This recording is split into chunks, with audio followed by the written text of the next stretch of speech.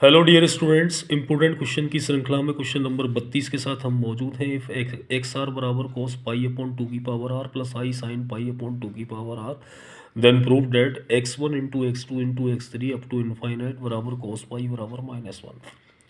यानी ये हमें इसके बराबर सिद्ध करना है और कॉस पाई ऑलरेडी -1 होता ही है, तो यानी इसको इसके बराबर लेकर आना है।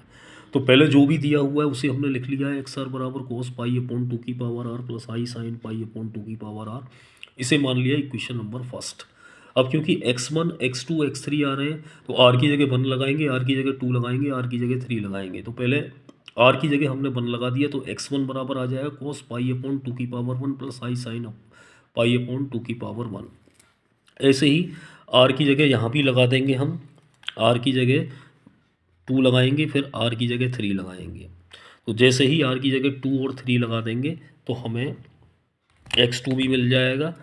इधर x2 मिल गया कोस पाई अपॉन टू की power 2 plus i sine pi upon two की पावर 2। x3 मिल जाएगा कोस पाई अपॉन टू की power 3 plus i sine pi upon two की पावर 3।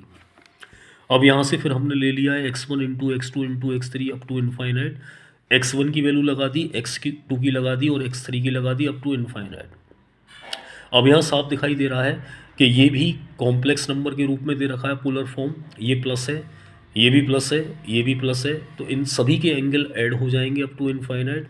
ऐसे ही साइन वाले भी एंगल सारे ऐड हो जाएंगे अप टू इनफाइनाइट। अब ये जीपी बनती हुई नज़र आ रही है। यदि मैं इसका इसमें भाग लगाऊं तो 1/2 आ रहा है, इस सेकेंड टर्म का थर्ड टर्म में लगाऊं तो भी 1/2 आ रहा है। ऐसे ही इसका इसमें लगाऊं तो 1/2 आ रहा है, इसका इसमें लगाऊं तो भी 1/2 आ रहा है। इसका मतलब ये जीपी बन गई और ये सारे पद जुड़े हुए हैं अप टू इनफाइनाइट। इसका मतलब जीपी के अनंत पदों का योगफल, यानी by infinite sum of GP, यानी गुणोत्तर श्रेणी के अनंत पदों का योग होता है ए अपॉन 1-r। तो यहाँ ए का काम करेगा पाई/2 और आर का काम करेगा 1/2। तो यहाँ फॉर्मूला अप्लाई कर दिया हमने, ए अपॉन 1-r।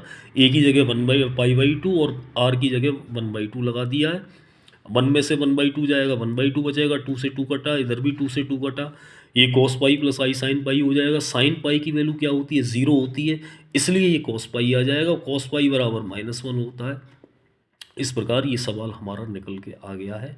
बड़ा अच्छा सवाल है, इम्पोर्टेंट सवाल है, इसको आप सभी तैयार कर लें।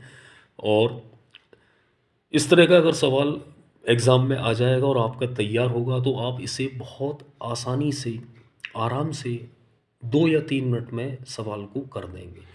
सवाल को करने पे तरीके पे थोड़ा सा ध्यान दें कि लिखने का तरीका आपका अच्छा होना चाहिए, हर स्टेप क्लियर नज़र आना चाहिए, जिससे कि एग्जामिनर को कॉपी चेक करने में कोई दिक्कत ना हो। Thank you very much.